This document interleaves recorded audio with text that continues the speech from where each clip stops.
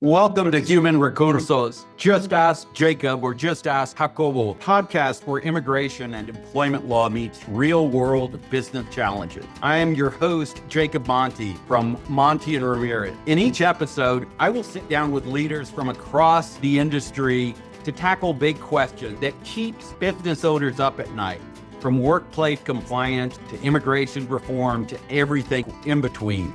My guests bring questions, and I bring over 30 years of experience helping employers navigate these issues. If you're a decision maker navigating today's labor and immigration landscape, you're in the right place. Welcome, Stephanie Van Lue. Stephanie, you're an HR professional. You've been working in the HR field for some time. Welcome to Human Recursos. Just Ask Jacob. My discussion with HR professionals, with business leaders, with business owners from all across the country, talking about HR topics. Welcome to Human Recursos. Just Ask Jacob. My discussion on HR topics from experts all across the country. Thank you, Stephanie, for joining us. Thank you. I'm so excited to be here. Stephanie, I want to talk about two issues. One of them is sexual harassment. And you might say, Jacob, Lord, we're in 2025. Why are we still talking about sexual harassment?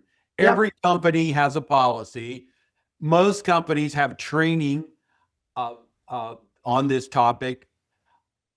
Is this still an issue? That's the first thing I want to talk about. Then the other, I want to talk about I-9s, which is also something that came about in the 80s.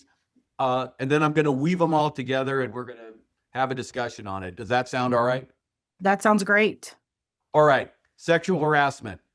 You're a professional. You have your own fractional HR company. You help companies all over the country. Is sexual harassment passé? Do complaints still even get made these days? Surely not, right? Don't we wish? As long as we have people in the workforce, we're going to have complaints of sexual harassment. Absolutely. Wow. Yeah. I was just sharing that yesterday I investigated a case of alleged harassment. And, I've been doing this for more than 30 years.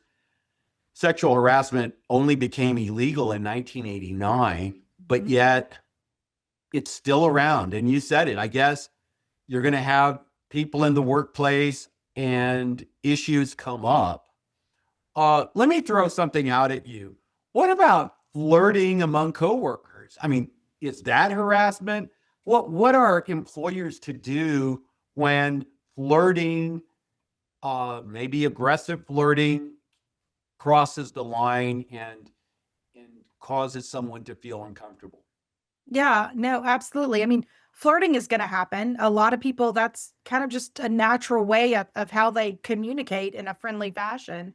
And that's going to happen. And so much of it really gets down to paying attention to, as a manager, as a leader in a company, paying attention to that flirting, to, as you said, if it starts to get aggressive, having open communications with our employees and saying, hey, I saw this, I heard this, what's going on here, hearing what they're saying about it. And certainly being aware that even if you have someone saying, oh yeah, no, it's fine, but then there's other behavior that happens that's contrary to it, it's staying aware of that so that you can say, wait, that isn't okay. That's not, that was crossing a line. Maybe you thought it was flirting, but it made everyone else in the room uncomfortable. So that's too far.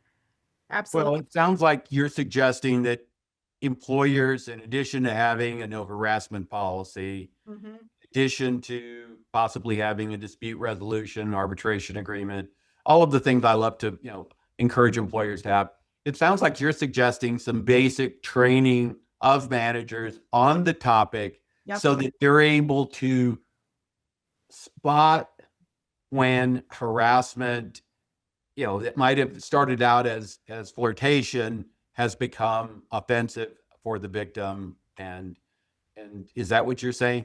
Oh, absolutely. Absolutely. And it's, there's a ton of training that's out there for sexual harassment. But it's not just taking that pat training. It's really understanding when the nuances happen, right? Because that's where the danger lies. It's not when someone says, "Hey, you're pretty," or "Hey, you're cute." It's when there's nuance and innuendo and, those types of things. And so having training absolutely with managers so they can identify it if they see it, if they hear it. It's not just about having someone come up and say, "Hey, I was sexually harassed."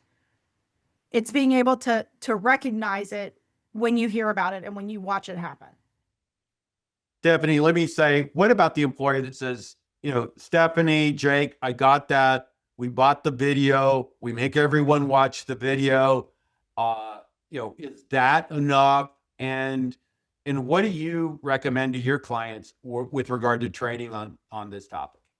I mean, my recommendation would be by and large, that's not enough.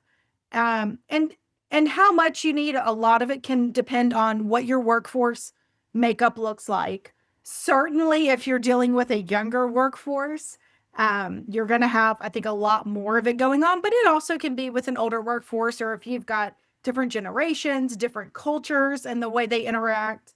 Um, but it's definitely more than just that. Hey, let me pop the video in and let people watch it. It's really understanding what's going on so that someone doesn't necessarily have to speak up, right? We want them to. In a perfect world, someone would immediately raise their hand and go, "That's not okay. I'm not comfortable with that." But people aren't always comfortable doing it. They don't want to cause someone to, quote, get in trouble, right? They feel intimidated by it. It's someone that's in some sort of power position over them.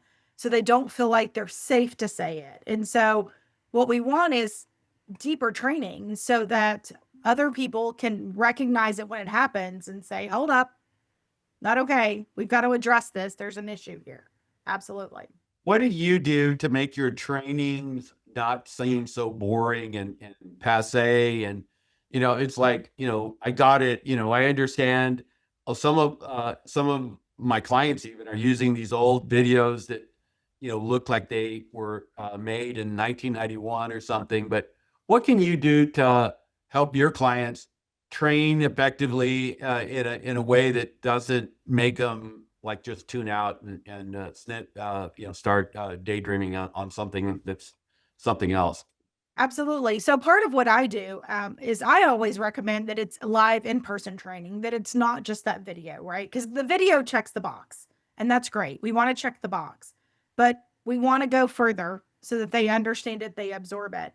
So I always recommend live in-person training. And when I'm doing it, I try to inject humor into it. I try to inject real world scenarios into it. As you mentioned at the start of this, I've worked in human resources for a long time, and I have seen some situations, as I'm sure you have, that just you look at it and go, what on earth is happening here? Right. And so I'll pull on those examples, and people will think, "Oh my gosh, they're extreme."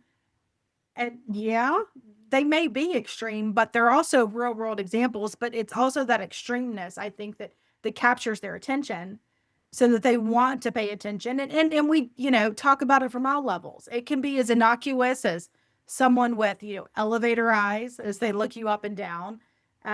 Someone who, passes very closely behind you in a tight space, a little more closely than they need to talking about, very extreme events. But I think it's when you put those real world examples in, and also turn it into a discussion. Here's the situation. Now you tell me what you think. That tends to pull our people in to engaging in it and really absorbing what we're talking about. Yeah, no, I love that. And I think in the case I worked on yesterday, company had great policies. They published their no harassment policy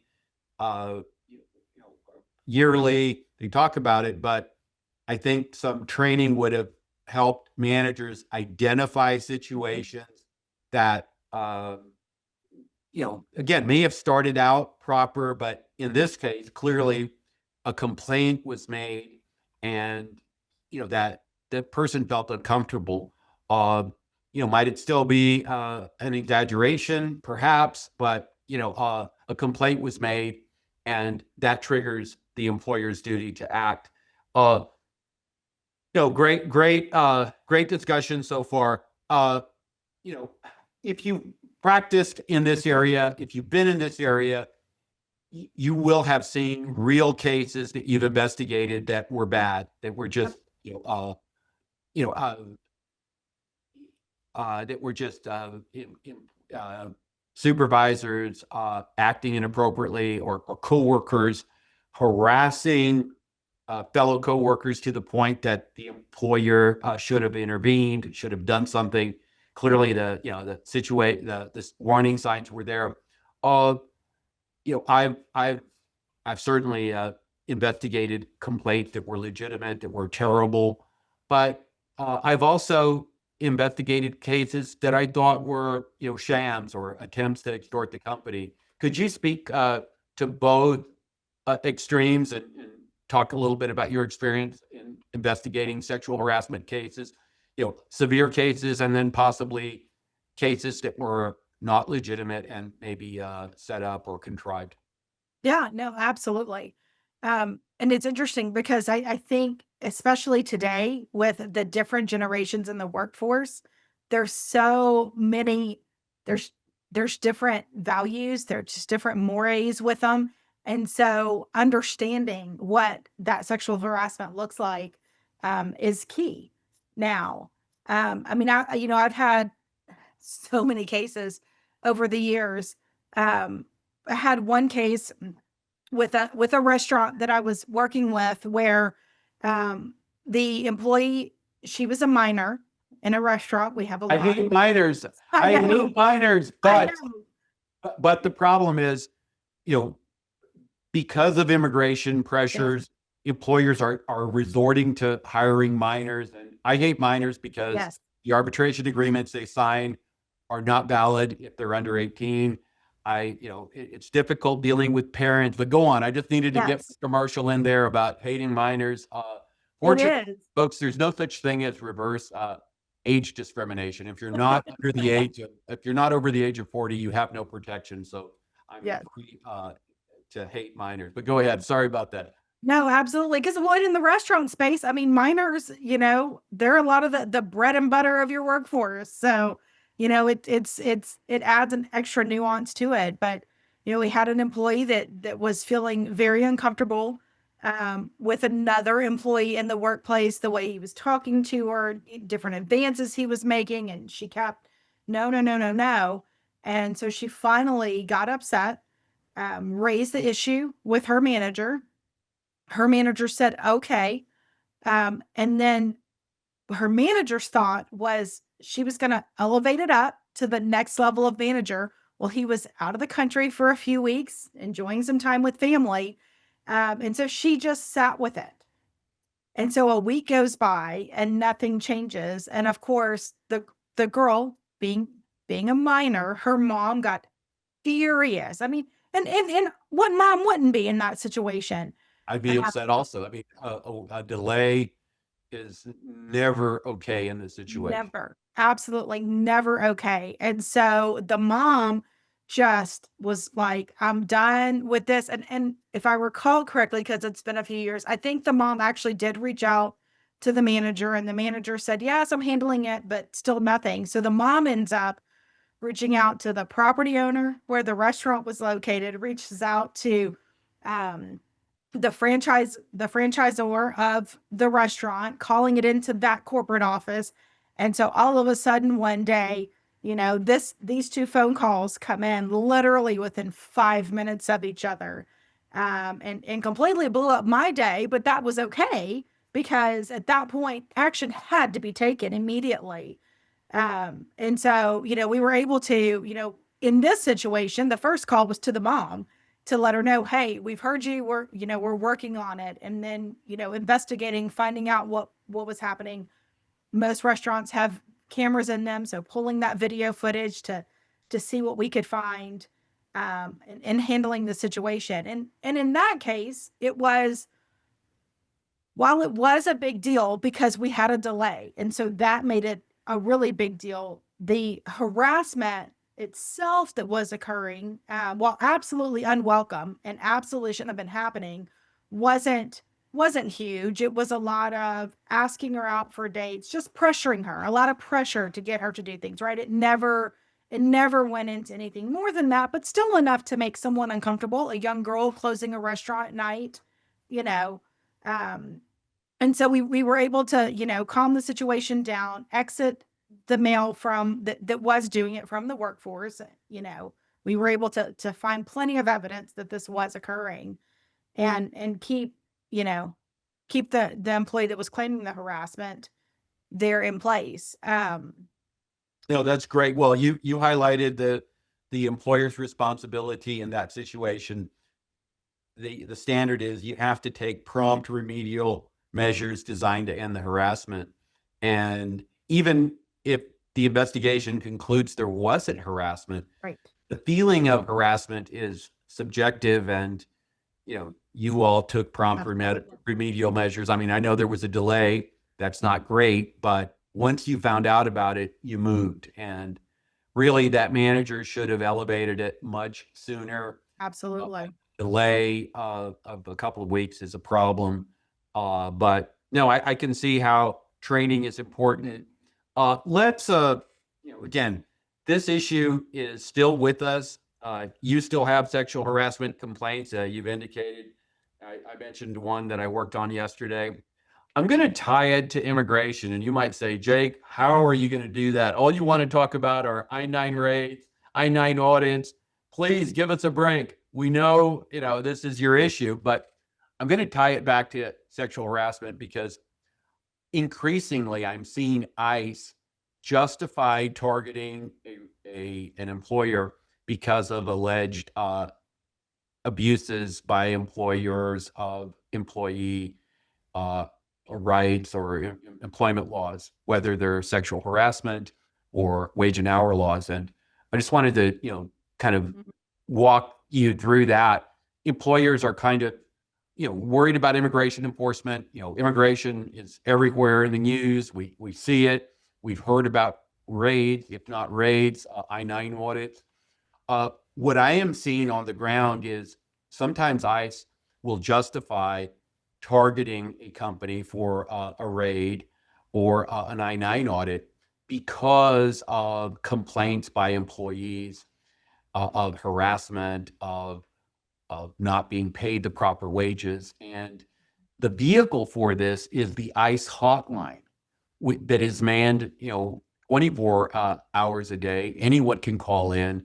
And that's a way for a company to get on ICE's radar screen, especially if the complaint is there's undocumented workers there and they're harassing other employees. The employees aren't being paid right. They're not being paid overtime. All of a sudden, that complaint, and there's really thousands of complaints that get made, all of a sudden, the complaint with the sexual harassment component or the underpaying of wages gets elevated, and a company could end up with an I-9 audit or an I-9 or a visit by ICE because of that. So, that's kind of what I'm seeing on the ground right now. Yeah. And I think that's the biggest question, or not the biggest, but one of the big questions that I get from my clients in our current environment is, how much do I need to worry about a raid from ICE? What do I do if they come knocking on my door? And so that's one thing, is that, I'm spending time with all of them of, let's go through your I-9s. Let's make sure we've got, everything in order. Let's let me get a good sense of what do we have in terms of, even citizens and non-citizens. So those that we have on our work visas, let's make sure that the work visas that we took from them is the acceptable document on the I-9, right? And that we've got our expiration dates in place and, all of that stuff, so that we're sitting in a good spot should that happen. And I mean, it's like anything else, because, it's so much of it comes down to manager training and equipping our managers to know how to handle those conversations with employees, right? Because all it takes is for them to blow off a conversation, or to not respond in a timely fashion that gets an employee all upset and making a phone call when we could have prevented it from the get-go.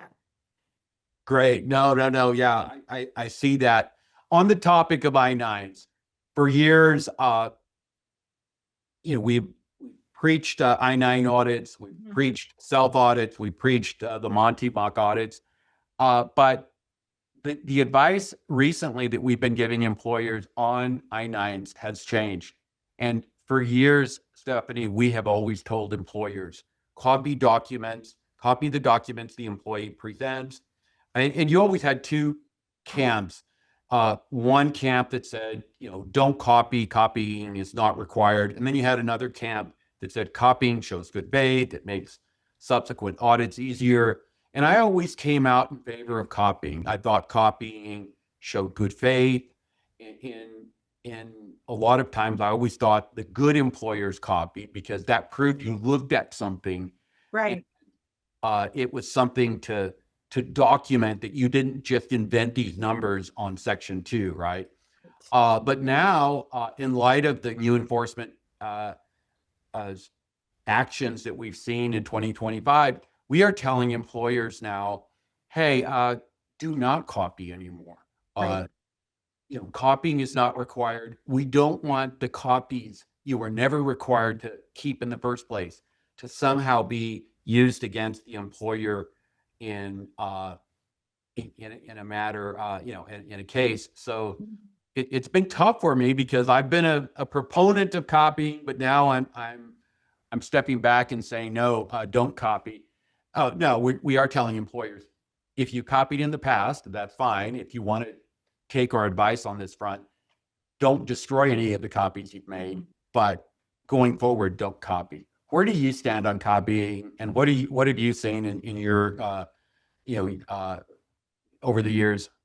So I'm with you on the don't make copies. It's real easy if you're onboarding one employee, right? You look at the documents and you can tell if they're good. If you're one person onboarding 20 employees at once and they're all sitting there with their documents and you're trying to get through them, it's real easy to miss a simple misspelling, right? That says something was done by the Departmente, Social Security, right?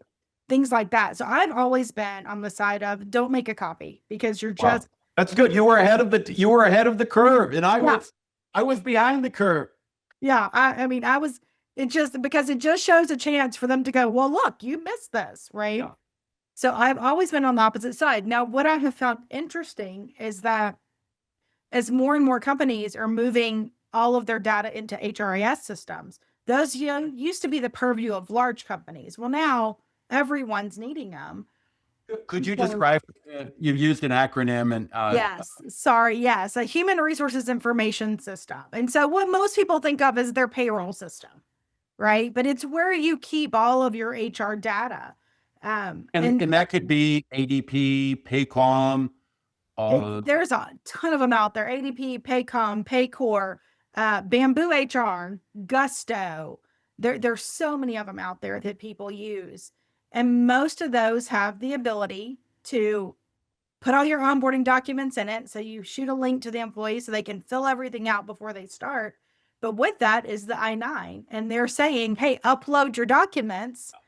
So then when you come in, we look at the documents and we say, yep, this matches what you uploaded and you're good. But now we've got those documents still sitting in the system. So so that's been a little bit of like I don't really like having them. But now we do. So I always tell employers, though, if they have them, if they're still keeping those on paper, by all means, don't make the copies. Well, I love electronic I-9s. They really reduce I-9 errors. But warning to employers, you have to make sure that whatever electronic system you're doing has an electronic audit trail. And the best example of this, and it's really easy if you have a question, if you're wondering, hey, is my system compliant with ICE's regs, email me at jmonty at montyramirezlaw.com. We will tell you if your system complies with ICE's regulations, because Walmart is facing a $24 million lawsuit because the electronic system they were using did not have the requisite audit trail. And, they're going to have to litigate this thing out. But if a company like Walmart can have an experience with buying a system that wasn't compliant with ICE's regulations, even a smaller company, could possibly, start using a system that's not compliant. And I just want to put that out there. But yes, I like electronic I-9s also. They reduce errors. They sort of make it almost idiot-proof. Yes. And we are seeing a lot more of those. Well, Stephanie, so great to talk to you. We've known each other for several years. We've shared clients together. You've sent me clients and I've sent you clients. We hope to keep doing that. I value you as a professional, someone who really knows HR, someone who can talk to clients in the language of the industry. And thank you so much for being on our Human Recursos podcast, talking about all things HR. And we have discussed two relics from the 80s that are still with us today. We've talked about sexual harassment, how it continues to be an issue today in 2025. And we've talked about the I-9 that came to us in 1986 and is still with us today. It's gone through some variations. It's now one page. It started out one page. It went to two. It's back to one. But those are the two issues that we talked about today. And we look forward to having you again. Would you come back and talk with our listeners? Oh, I would love to. Thank you so much, Stephanie Van Lue.